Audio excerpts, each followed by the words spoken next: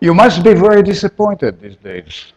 Do I look disappointed? Aren't you disappointed? No, the world is not going your way.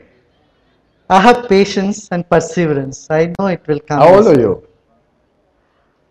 Guess, can you guess? No, because you have patience. I mean, the world is destroying itself. Don't you feel so? I'm little over half a century, but I still have few more years, and I'm sure people will, because everybody wants peace.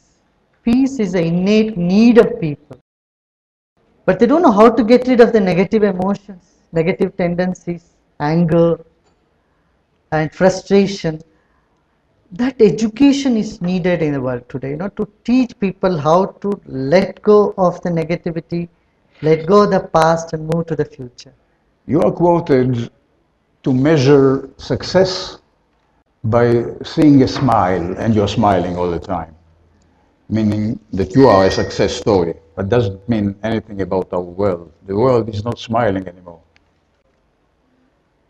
I know, and there is a lot of work that is needed to be done. There is a work for the reformers. There are doctors are there in the world, and they have a job to treat the patients. And if the doctors fall sick, there is no hope for patients. So, even few people, if we lose our smile, we cannot bring smile into the face of the others. So, we need to be centered. We need to work hard to bring the smile back into the face of the people. When you're saying, let's stop the world for an hour, for 10 days, what do you mean by that? Stopping our mind. Stop the mind, it's racing. It's always thinking about the past or anxious about the future. We are angry about the past or anxious about the future. To take a fresh look at the world, to the situation, you need to wake up and see, as Mahatma Gandhi used to say, they would never turn back and look. Say, now let's see what we should do now and for the future. That gives a lot of energy, encouragement, enthusiasm, and lifts you up from the ashes, even though there are ashes around.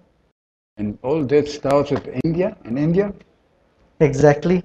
Perhaps it may be in other parts of the world as well. No, I wonder, so many of our children are going to India, and I don't know why. Why are they so fascinated with the place? India has a long history of spiritual upliftment.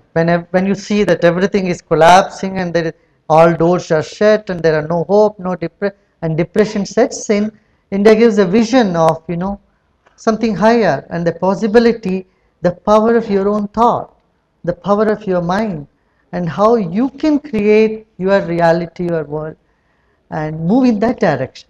You may not be successful immediately tomorrow, but a vision and a mission always takes you forward. You are known as one who tries to bridge between the business world and the political world. Is it bridgeable at all? Basically, we are all human beings. There is a humanness in everybody. And I feel the reformers, the rulers, and the providers, they all have to work together. Only then society can really come together. And aren't you a little concerned about this mixture between politicians and business? And sometimes it brings corruption. We know it in this country, they know it in other Western countries. Everywhere, even in India, there is corruption, a lot of corruption. Corruption begins where the sense of belongingness ends. You draw a circle of belongingness around you, and your corruption begins only after that. And politicians need to be more spiritual. Spiritual, I mean, have a sense of belongingness for people. What Mahatma Gandhi gave in this century is just this lesson. He is a spiritual person, at the same time he was a politician too. And he had this sense of sacrifice, I want nothing for myself, but I want for my people. That spirit is somewhere going down, and that's why we feel that sort of corruption and the sort of unethical businesses have all sprung up. we need to inculcate again those value system, both in business. Because for business, trust is the backbone. And if the trust is broken, business, you know what we saw in last 10 months. It took almost 10 years for communism to collapse. It took less than 10 months for capitalism to collapse. And the reason is we have ignored value system, ethics in business.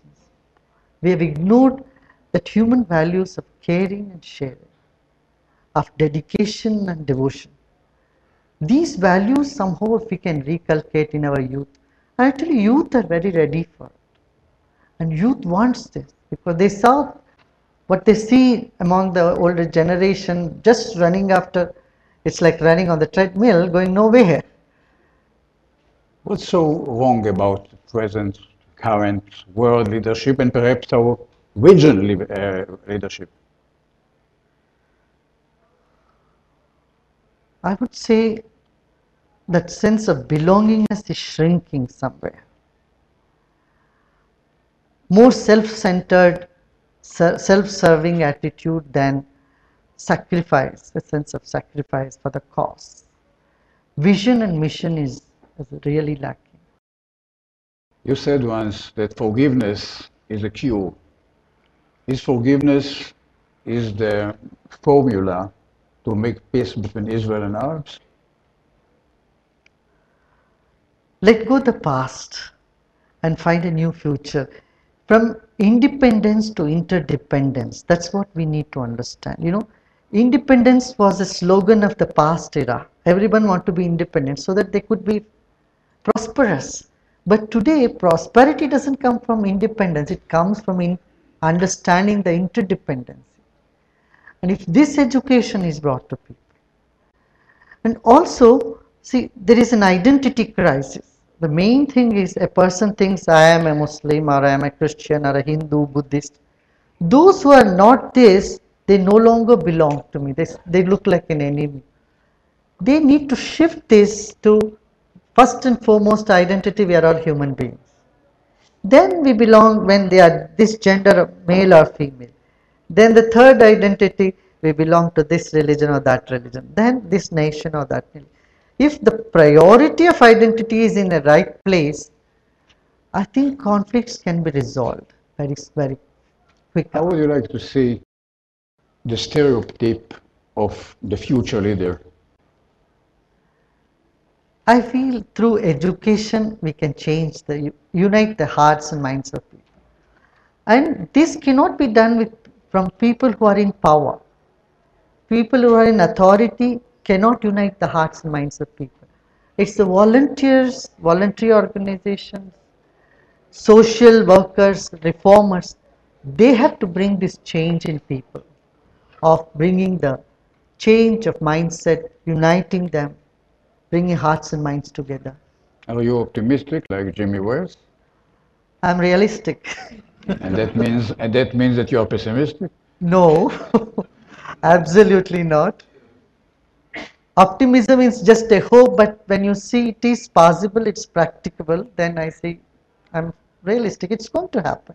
See, people cannot stand tension or stress for too long. Somewhere one has to give up. You can't hold your fist too long like that. Somewhere you have to relax. And when you relax, you see the whole sky is on your hand. That tendency is began in the world. If you see between France and Germany and in Western Europe, there was so many conflict in the previous era, but now the borders have gone, it's become one currency, which was unthinkable in the 19th century. So in the same way, I'm sure Middle East crisis could be solved through educating people in a multicultural, multi-religious, broader spectrum of knowledge. You're always smiling and giving such a warm impression, or there are some other times? You know, this is my weakness. You are pointing out to my weakness. Sometimes you need to show anger, but I cannot do that. I try to do it, but then, you know, I end up laughing. So it's been quite a disadvantageous thing for me. you can be taken for a ride on this. Ladies and gentlemen, thank you very much for this fantastic